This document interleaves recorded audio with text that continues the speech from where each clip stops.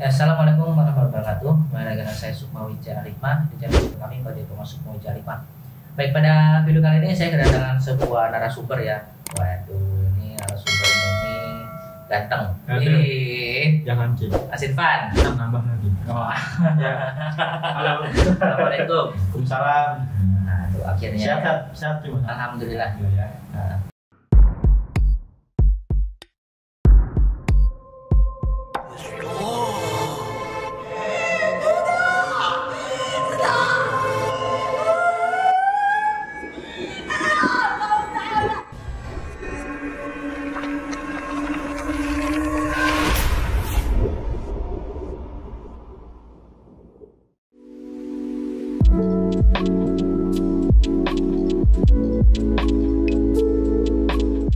warahmatullahi wabarakatuh. Teman-teman semua, Allah, Rasulullah, dan para malaikat sangat menyukai wangi-wangian, yang sehingga kita disunahkan pada waktu beribadah dan berzikir untuk menggunakan wangi-wangian.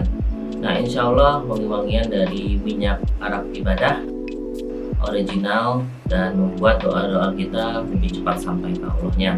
Selalu gunakan minyak wangi non alkohol dan halal di minyak Arab ibadah.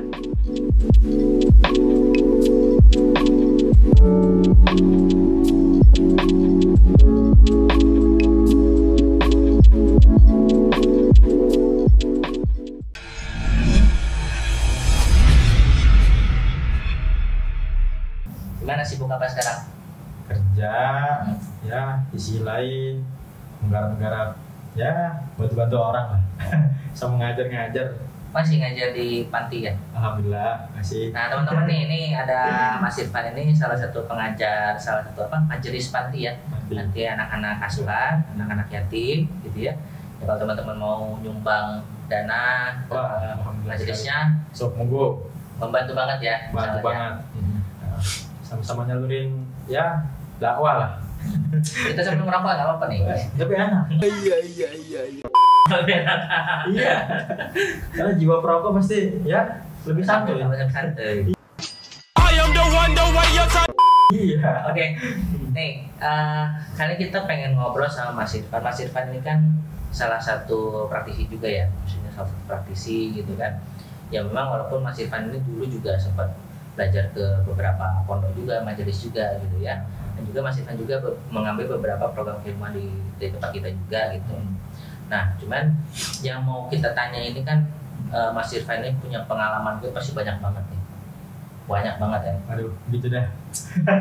Cuman pertama kali mau ditanya itu kenapa sih pertama kali pengen belajar ilmu-ilmu gaib atau ilmu hikmah itu kenapa sih pertama kalinya? Awal mulanya. Awal mulai ya. Nah, karena kan dulu setahu saya kalau namanya pondok gitu ya, itu belajar ilmu gaib itu untuk anak-anak veteran, maksudnya itu tuh dalam lah yang udah tua gitu. Tapi kalau anak-anak mudanya yang masih kecil-kecilnya kan biasanya belum dikasih kan. Pertama gini sih. Aneh itu terkadang kalau ada problem, ada masalah ya mau ngadu juga udah nggak punya apa-apa. Ya bagaimana jalannya, mau teriak ke sana ke sini ya malu sih, ya mau cerita ke siapa gitu yang harus di pembelaan. Cuma satu kalimat yang aneh ingat itu, Allah itu sebaik-baiknya tempat mengadu. Allah itu sebaik-baiknya tempat berkeluh kesah. Dari situ aneh sering-sering ya dok malam yang dikasih ya yang standar-standar aja dikasih sama guru-guru pondok gitu ya. Ya mungkin wiridan sholawatan, entah baca manakib, entah ratim, entah apa yang saya baca.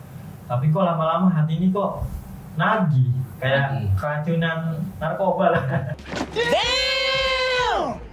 Racunan asma ya. keracunan aurat, keracunan aurat wiridan. Nemu sering ya kita buat nemu bulan-bulan puasa Ramadan ya kan. Nah, dulu biasanya waktu di pondok itu kalau malam tadarus ganti-gantian, sering dibilangnya itu ya jaga malam lah. Ya, mungkin qiyamul lail. Kok pas lulus udah lama-lama nggak ngejalan itu nggak enak kayaknya. Malam cuma kotak-katik handphone. Ya mungkin satu pernah yang menyentuh banget ke saya itu, kita malam-malam itu bisa bermesraan sama wanita. Wow. Mungkin di chat selamat malam sayang, entah tidur apa gimana. Cuma kok saya nggak bisa bermesraan sama sang pencipta. Jadi dari situ rasa nikmat. Jadi malam-malam itu terreaksi dengan hal yang kayak gitu lah. Semakin lama kayaknya perlu ini, kayak perlu untuk lari-lari ke ya dunia rohani. Jadi lari udah kecimpung gitu. Jadi karena memang gini sih, saya sempat juga dikasih tahu waktu dulu saya banyak ngaji sama guru saya juga kan. Guru saya pernah bilang manusia itu harus ada mentor. Begitu juga dengan anak-anak. Anak-anak itu juga harus ada mentor. Coba kalau kita review ya waktu kita dulu sekolah. Kalau guru itu pasti dia kasih tahu nih PR-nya ini harus dikerjakan kan gitu kan. Iya. Atau misalnya saat guru hadir rapi gitu kan semua dengan belajar yang benar. Tapi saat guru lagi nggak masuk, ramai nggak tuh kelas?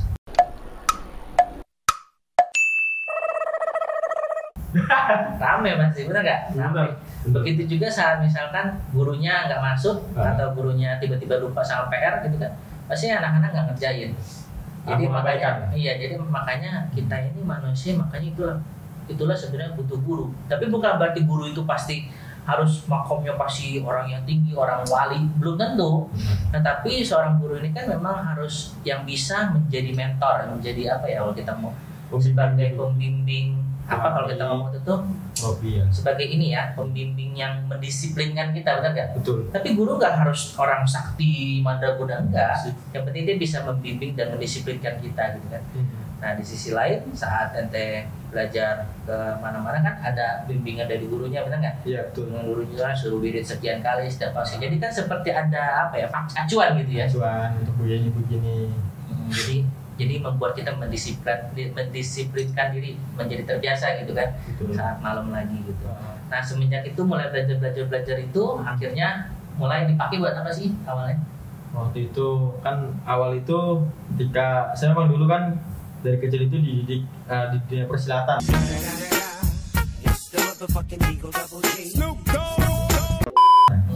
Terus jadi pendekar. Iya. Pendek dan ngekar. Pendek keker lagi. Sekarang gemuk ya udah. Oh, iya. Sama. Iya. Berkah namanya gitu. Enggak, bukan berkah. Ini azab. What?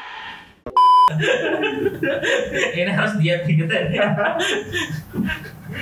Jadi awal ketika saya nemuin guru saya lagi beres mondok, kata guru saya kalau luaran udah bisa tapi harus punya dalam katanya.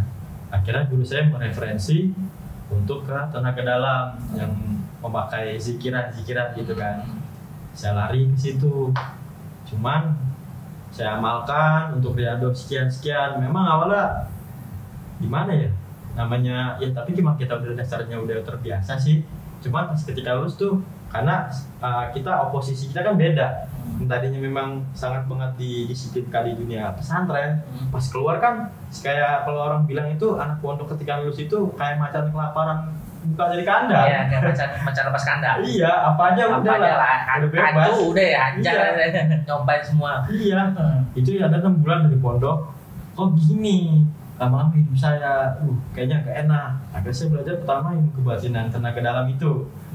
Untuk mungkin tarung, apa olahraga lah intinya. Olahraga. Cuman saya kalau mikirin begini, kalau begini mulu lama-lama hati saya tuh kepengen ngetes. Kok hati saya kayak mau ngetes terus? Karena kan ya kita cuma bisa ngetesnya hanya di dunia itu doang, di dalam satu ruang lingkup orang-orang itu doang gitu kan yang kita tes. Tapi kita tes ke orang kan belum tentu. Akhirnya saya lama kayaknya gak nikmati hati gitu loh. Akhirnya saya kesana kesini dapat ibaratnya nyicil dah. Iya. Dan alhamdulillah saya menemukan Sukma yang membimbing saya. Jadi waktu itu datangnya pas kita lagi syuting ya. Syuting parodi kok. Kayak masih sama Mas Iqbal ya waktu itu. Mas Iqbal juga salah satu ya bisa dibilang jalan sih. Iya. Karena waktu itu kan beliau waktu lagi sering-seringnya merangkak lah dia itu ngajak saya ditanya, Pan gimana kalau kita ente jadi mediator, dari situ jadi menjadi acuan saya lagi. Saya nggak pengen dong saya kerja tapi seperti layaknya orang-orang ya dikerjain tapi nggak tahu keahliannya kayak apa, cara mementorkan pekerjaan itu gimana kan, itu juga kerja juga nggak semenggah gitu kan. Jadi saya perlu lah, gue perlu nih untuk ngambil ilmu kayak gini. Akhirnya saya menemukan Kisukma, saya belajar terus. Itu bener-bener kembali lagi dari nol kasarnya. Ya mungkin dari yang biasa-biasa ya Ki ya. Biasa-biasa merangkak sampai ya awal minul ma'rifat lah. Begitu gitu lah. Jadi saya rasa ya mulai pelan-pelan belajar untuk lebih mengenal Allah lagi gitu. Jadi teman-teman kalau misalnya dengar kata-kata ma'rifat itu jangan terlalu kayaknya ilmunya tinggi banget. Bukan. Ma'rifat itu artinya mengenal. Betul. Jadi ma'rifatul asma, ma'rifatul zat, ma'rifatul sifat gitu. Jadi ma'rifatul kita mengenal asma Allah, mengenal Allah gitu kan, mengenal sifat Allah, mengenal zat Allah gitu. Bukan berarti kita tuh wali, bukan wali murid sih ya. Iya, wali kelas gitu. bukan yang tinggi banget, enggak. Jadi kalau teman-teman kita dengar kata-kata ma'rifat tuh jangan terlalu ekspektasinya terlalu kayaknya soleh banget nih kayaknya. Enggak juga sih. Enggak. Kita semua kan di sini belajar gitu kan. Sama belajar gitu. Nah, pada waktu Mas Irfan mulai kan sudah banyak praktek nih kan. Pasiennya udah lumayan banyak juga nih. Wah, amin. Pasiennya udah banyak nih pasiennya. Pernah nggak ngalamin sosok jin apa sih yang ente tuh lihat yang paling menyeramkan, yang ente takutin? Pasti ada satu momok lah. Ya. Kayak saya pun juga saya ada satu momok yang saya takutin gitu ya. Walaupun kadang sebenarnya momok itu bukan jin yang kelasnya tinggi-tinggi amat sebenarnya. Hawanya aja. Ya takut aja, main itu nggak tahu kenapa. Tapi yang lain nggak gitu loh. Ya. Pasti kita ini pasti ada satu momok yang kita tuh takut gitu. Apa sih biasanya? Begitu pada saat awal aneh mulai diadap lagi gitu kan. Begitu kan kedapatan yang asma ya demikian. Itu aneh melihat saya nggak terlalu banget demen main game ML gitu kan. ML itu apa? Mobile Legend ya, bukan ML yang lain. Bang. Bahaya. Lanjut.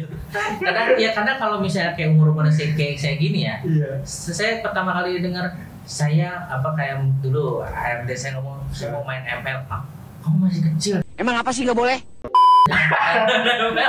Saya nyambung ke situ gitu karena taunya ya umuran kayak kita angkatan 80-90 taunya begitu gitu. Slogan bercandanya begitu. Ternyata anak-anak tahun 2000 tuh ML tuh masih Mobile Legend. Itu nggak tahu sih. Kok kenapa bahaya? Aku suka main ML hobinya. Aduh bahaya. Saya guru saya kan ngomong. Jadi gitu awalnya saya kayak ngelihat sosok pakai jubah gitu ya, itu megang pedang, itu bener nyata jelas depan saya. Padahal saya tahu di dalam rumah saya itu waktu saya gelapin, ya ibu saya tidur memang agak sedikit jauh sih dari tempat saya diadep itu.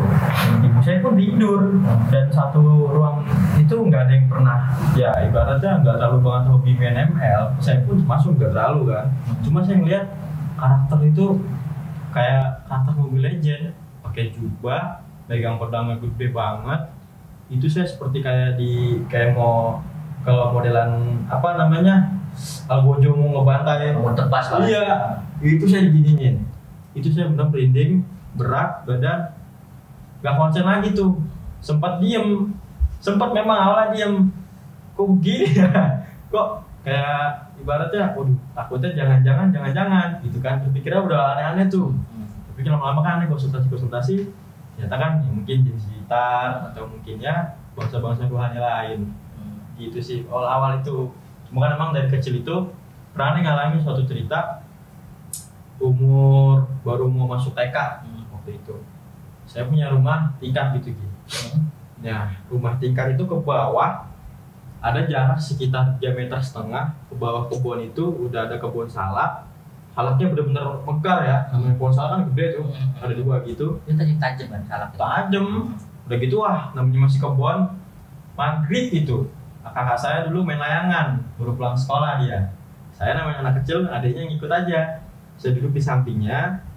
Nah, tembok penghalang saya antara rumah saya ke bawah itu, kata ibu saya, dulu ini dibangunnya nggak ada tiang penyangga, jadinya diginin goyang. Nah, saya jatuh, bubrak. Logikanya karena memang ditarik garis lurus horizontal ke atas itu lurus banget antara pohon salak vertikal mau sekolah baca Oke. Soalnya sekolah gaib. Ini sarjana alam SAG. Sarjana alam gaib. Di pohon salak vertikal ke atas itu bener lurus pohon salak. Logikanya harusnya kalau nggak saya nyangkut, ya saya luka gitu kan. Cuma di atas saya duduk, sampai di bawah itu saya duduk. Malamnya itu, hari itu juga warga itu datang nyamperin saya. Namanya anak kecil jatuh karena berbarengan dengan puing-puing tembok penghalang jatuh gitu kan. Akhirnya warga itu semua lari, langsung meluk saya. Saya ingat banget itu dibawa ada dekat di rumah saya, bisa dibilang kalau orang dulu kan dukun patah ya, tukang urut gitu. Itu beliau terkenal banget, masyhurnya lah, terkenal ya, Praktek kampung itu terkenal lah. Tajribnya gitu kan. Kata dia dipegang, ini anak nggak ada yang patah, cuma ada luka di sini, kayak bekas garetan kena kawat gitu kan. Ya udah, saya anak kecil, kalau orang bilang itu sawan gitu kan, luka pucat, ya udah. Saya diancam sama ibu saya, karena ibu saya takut sama bapak saya. Saya agak keras orangnya. Jangan pernah bilang bapak kalau kamu jatuh. Saya diam. Bapak saya baru pulang kerja. Karena namanya insting orang tua kan lebih kuat ke anak ya. Itu kayaknya si Irfan itu jatuh kayaknya deh. Apa kenapa dia? Apa kesambet apa gimana? Tadi main di mana? Namanya orang dulu kan begitu ceritanya. Dan saya namanya anak kecil kan polos, takut juga sama ayah ya kan.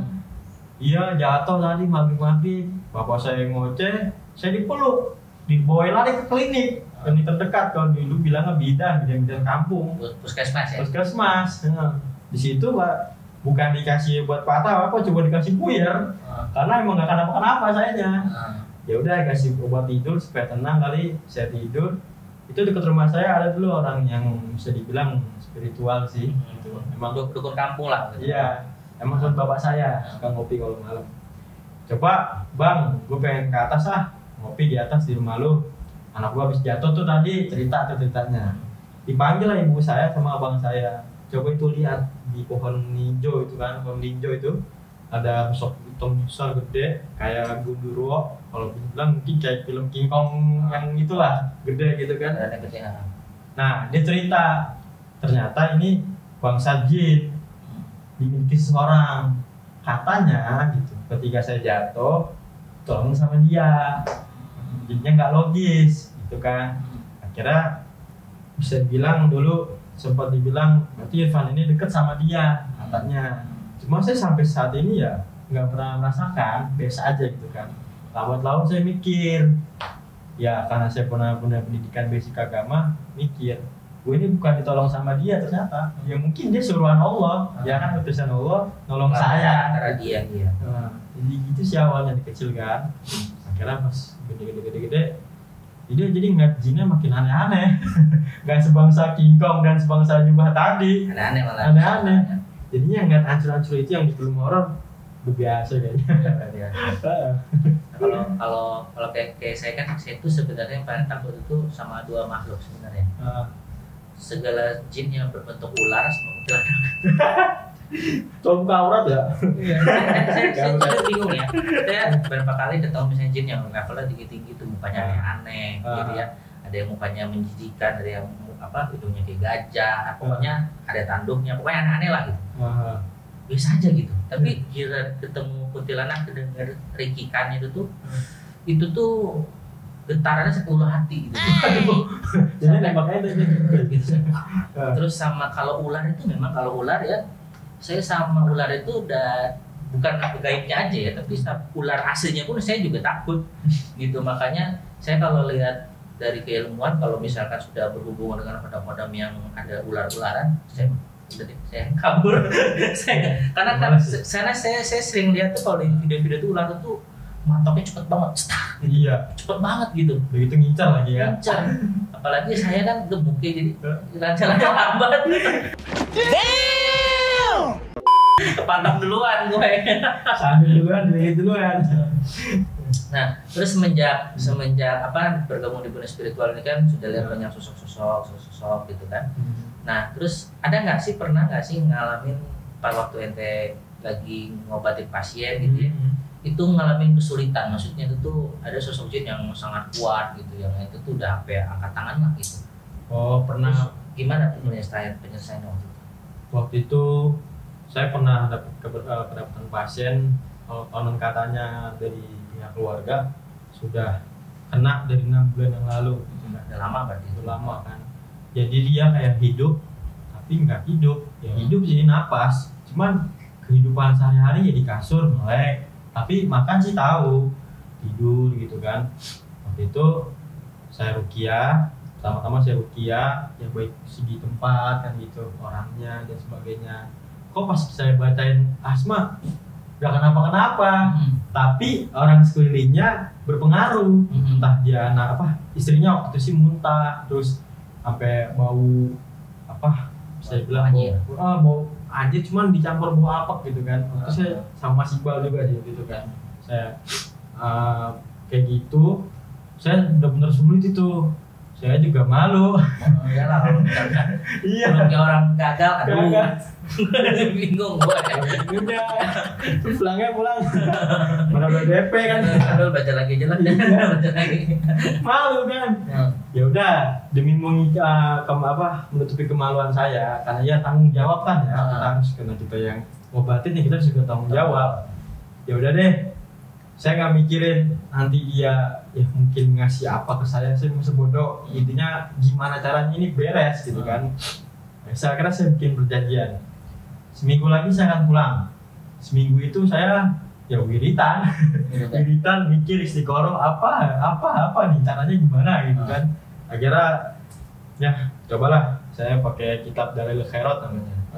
Di situ ada 313 nama Nabi Muhammad kan, yang nggak sembarang orang bisa. Alhamdulillah saya punya ijazah itu, karena saya mentok. Ya udah, andalan saya cuman ya nama-nama Nabi Muhammad aja. Saya bawa kitab itu, saya kerjain di situ. Alhamdulillah tuh waktu itu memang H-1 itu saya mimpi. Saya mimpi itu dikasih unjuk untuk waktu itu letak posisi yang bisa dibilang nggak tahu sih, dibilang sih mungkin kiriman ya. Itu di situ. Dia katanya posisi jinnya di situ. Posisinya ada di dekat selokan dan cuma satu dalam rumah itu. Saya sama sekali belum pernah ke rumah itu dan belum pernah sama sekali ya nggak tahu jalan situ. Itu pun juga ditutup sama yang bawa saya kan. Saya ke sana, saya iseng nanya sama bapaknya. Memang itu sempat pada saat pengerjaan itu masih sulit juga tuh wah ya udahlah, saya istirahat dulu, ngerokok dulu di luar gitu kan. Saya ngerokok juga sebenarnya mikirin ntar gue malu lagi apa enggak. Ntar gue pulang buka gue mau taruh di mana. Ya benar balik soalnya. Karena memang namanya saya juga bingung nih. Maaf banget buat teman-teman ruqyah gitu ya di luar sana yang mungkin tidak syaratnya nggak sama kita. Kita ini kalau ngeruqyah orang kalau sampai 2-3 kali itu malu. Iya. Malu. Kenapa? Karena sepengalaman kita melihat guru-guru kita tuh ruqyah itu nggak pernah 2 kali. sekali jadi gitu. Sekali jadi. Kalau misalnya kita sampai 2-3 kali belum selesai, kita aduh seperti apa ya, tanggung jawab sanatnya itu tensi banget ya. Kita nggak di belakang kita, sanat di belakang kita tuh sama guru-guru kita itu kita malu gitu. Ya tension gitu kan. Terus lanjut. Nah, setelah itu saya mikirin itu. Sumpah saya mikirin nanti saya gagal ngerokok aja sampai nggak semenggak. Udah kayak kereta api. Iya, bisa bodoh lah. Caranya nih, 3 kali balik, 1 jauh banget. Iya. Ya kan, saya juga kerja ya kan. Ya udahlah, saya coba sekali lagi. Bismillah, saya yakin lah. Cuman yakinnya maksudnya saya berserah aja udah. Iya. Gagal ya urusan Allah lah. Berarti memang saya belum dikasih jodohnya di sini. Saya coba lagi dan alhamdulillah si keluarga muntah lagi. Si bapaknya saya coba pakai teknik, saya punya ilmu terapi juga kan, saya pakai itu juga. Alhamdulillah bapaknya udah mulai bicara. Terus saat itu udah mulai katanya saya bakal mau kerja lagi katanya. Karena waktu itu kata keluarganya sama sekali namanya sekiranya untuk kerjaan enggak. Padahal dia orang yang berkepentingan banget di dunia kerjanya dia kan. Mungkin bisa dibilang ya bosnya kali lah ya. Akhirnya pada saat itu di tempat kasur dia bangun. Saya juga bersama dengan Mas Iqbal lagi. Dia bangun, dia kembali lagi ngomong, udah mulai normal dan konon katanya sudah mulai sholat lagi. Ya udah saya Saya udah gak mikirin mau waktu gua habis, mungkin tenaga gimana, karena ini harga diri. Iya. Iya, harga diri juga malu juga ya. Iya. Masih kita nggak Bahaya. Iya. Kalau sampai gagal. Oke, teman-teman semua, tadi cerita sedikit banyak cerita tentang Mas Irfan ya, tentang pengalaman spiritualnya gitu. Nah, kebetulan Mas Irfan ini kan punya keahlian lain lagi ya, ini adalah mata batin ya. Karena Mas Irfan ini juga mata batin dan dia juga jago melukis nih teman-teman. Aduh, seniman. Jadi nanti kita akan di next video nanti saya akan ngetes nih ya. Kita main real ya Mas Irfan ya. Jadi ya kita main real apa adanya. Semua juga baru ini lihat saya gambar. Saya juga lihat kemarin tuh sempat dia posting gambar, katanya saya bagus juga gambarnya, lumayan lah, nggak bagus besar tapi lumayan gitu. Daripada saya yang gambar gitu. Oke, nanti kita akan lihat Mas Irfan benar apa enggak gambarnya. Oke, di next video. Oke, sampai sini dulu teman-teman semua, dan jangan lupa untuk nonton video-video kita yang lainnya. Oke, see you, bye bye. Dadah.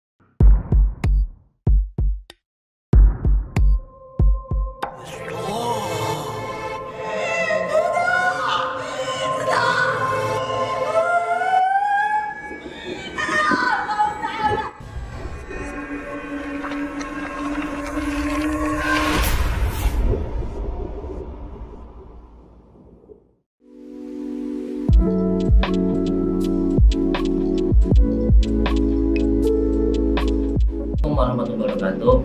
Teman-teman semua, Allah, Rasulullah, dan para malaikat sangat menyukai wangi-wangian, yang sehingga kita disunahkan pada waktu beribadah dan berzikir untuk menggunakan wangi-wangian.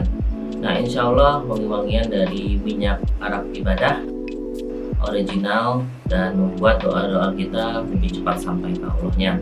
Selalu gunakan minyak wangi non alkohol dan halal di minyak arak ibadah.